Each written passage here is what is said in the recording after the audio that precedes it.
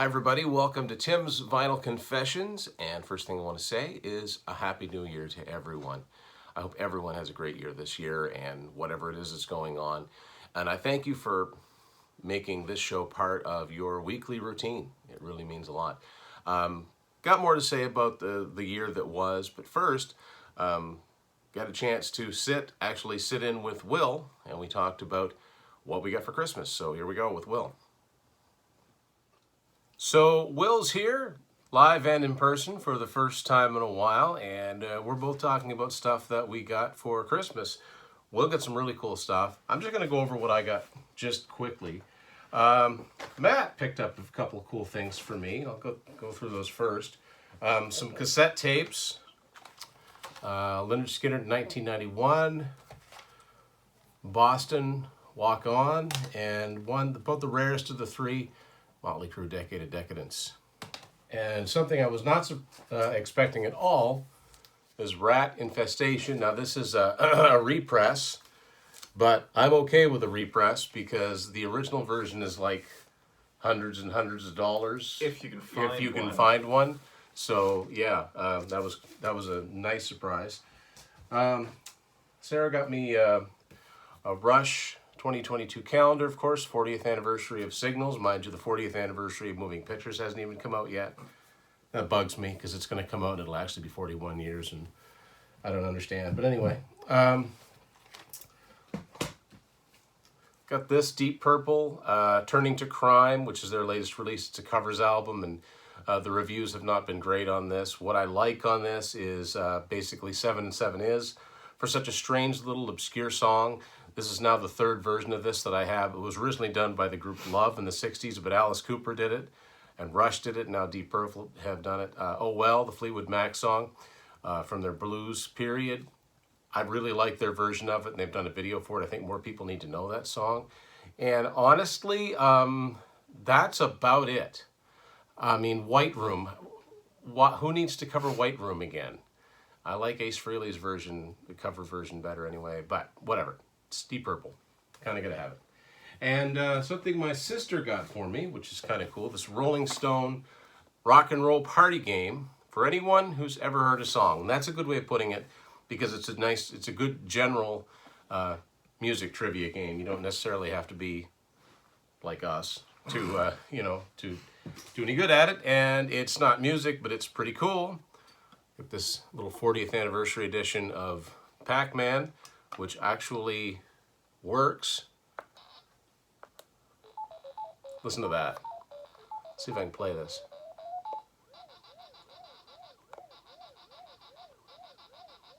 Anyway, you get the picture. Yeah. So that's what I got for music stuff for Christmas. Will, you got some cool stuff here. So I'll start with this. This is...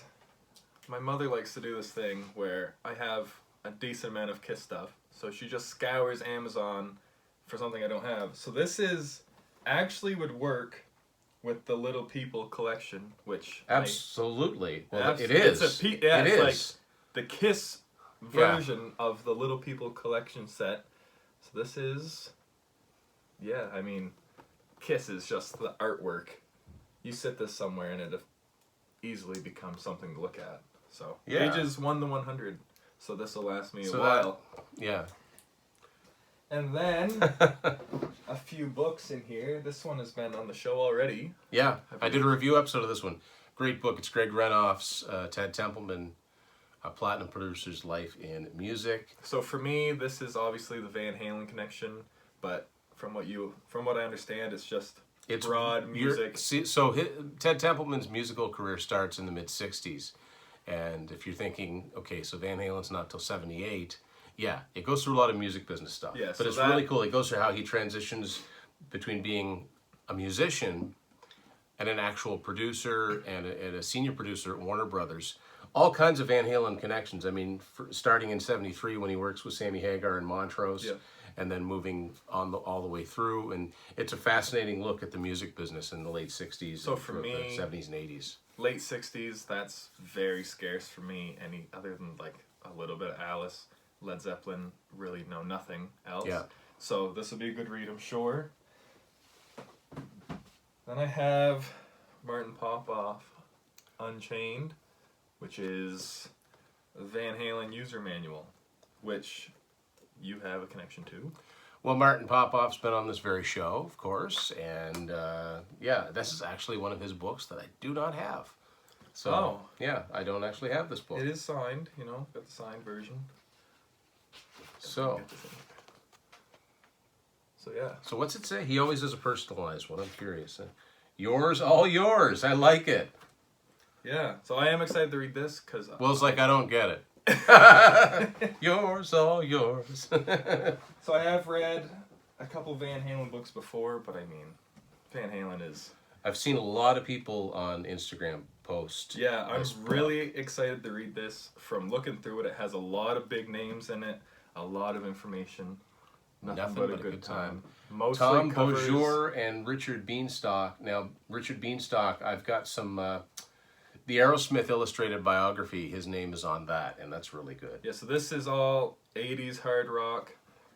Just off the back, you got Bret Michaels, Stephen Pearcy, and just all the bands. So it's you got Lita Ford, Randy Rhoads. I'm just looking at people that are pictured on there. Yeah, David Lee Roth is on the side. Yeah, Bret Michaels, of course, given the Some title. of these chapters. Everybody Wants Some is part 1. Rat and Roll. Rat and Roll. Huh.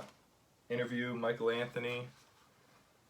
Youth Field Gone Noise. Wild, Knock 'em Dead Kid, The Last Mile. So Yeah. this will be a lot of fun stuff in here. And then the forewords by Corey Taylor of Slipknot and Stone Sour, who is a big 80s rock fan. Yeah, you might not know that. Would not right? know that Yeah. from the music he sings. And then another book, the last one I got. They Just Seem a Little Weird, which is Kiss, Aerosmith, Stars, and Cheap Trick remade rock and roll. Yeah, Stars is a book that is a band that I really know very, very little about. Same here. I know that they were managed by Bill O'Coin, same manager as Kiss, and Jack Douglas produced their first couple of albums, and but yeah, don't really know much about these guys. I have heard of this book too. I honestly never heard of it. I just found it. I saw the font of weird. It's got the take a look at the font. The font of weird. That's the caught my Kiss eye. font. And So yeah, that looks really cool. I don't know much about what's in here, but I mean, Kiss connection, Aerosmith. I'm not a big Cheap Trick fan, but always excited to learn some more. Yeah. So yeah, that should be a good read as well. And the big thing, I've seen a lot of posts about this. I actually don't have this yet. Yeah, this is a... Wow, it even looks heavy. It is the Destroyer 45th Anniversary Super Deluxe Edition. Yes. So I did see the condensed CD version at Walmart the other day. Okay. I believe it's 3 CDs. So this is all the track listings. So it has... So yeah, what is on this exactly? Disc 1 is the original remaster. Disc 2 is demos from the Destroyer era. You got it's separate with Paul demos and Gene demos. Disc 3 is outtakes, alternate versions, mixes, and singles. There's a ton of stuff on that and a lot of previously unreleased stuff. Disc 4 is Live in Paris in '76, which is an unreleased show. Yeah, they actually do Flaming Youth, which is not a song that got a lot of repeat plays live, which is pretty cool. And then there's a Blu-ray audio, which is just the album again with Beth acoustic mix and Sweet Pain with the original guitar solo. So as far as wow, this thing is solid. Yeah. So yeah, there's song titles on here that I've never seen before. It's The Fire. Bad Love. I guess I've seen that one. I Don't Want No Romance. Interesting. Burning Up with Fever, which eventually ended up on Gene's solo album. Rock and Rolls Royce. True Confessions, another song that ended up on the solo album. Yeah, really. There's an outtake called Ain't None of Your Business. I guess I've heard of that one. Seems to me that's a Peter song, or Peter sings it, but I could be wrong. I'm not sure.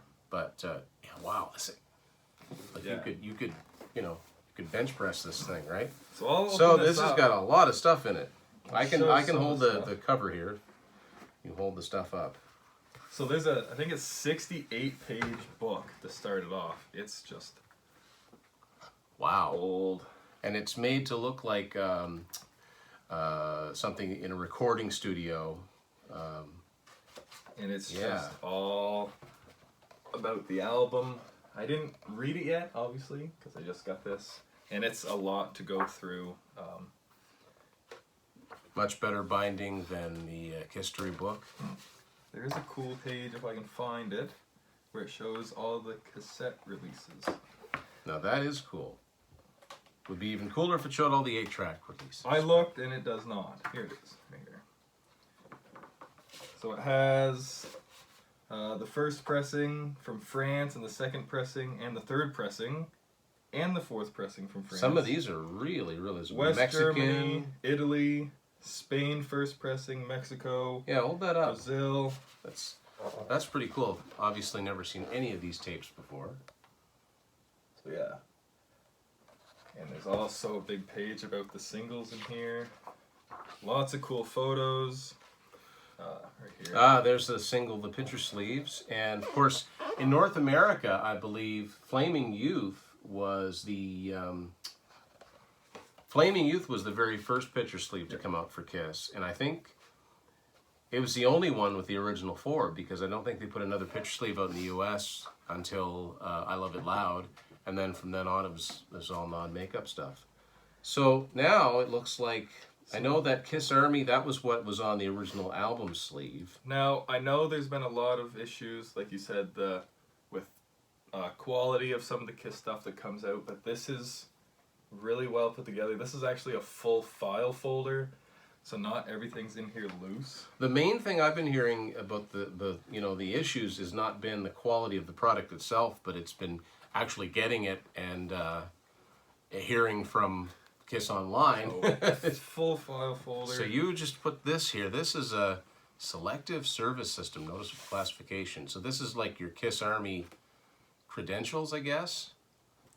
And there's just lots of photos. All of these are just cardstock, really good quality stuff. That looks like a bumper sticker. This looks like... Yep, that's a sticker. It's almost...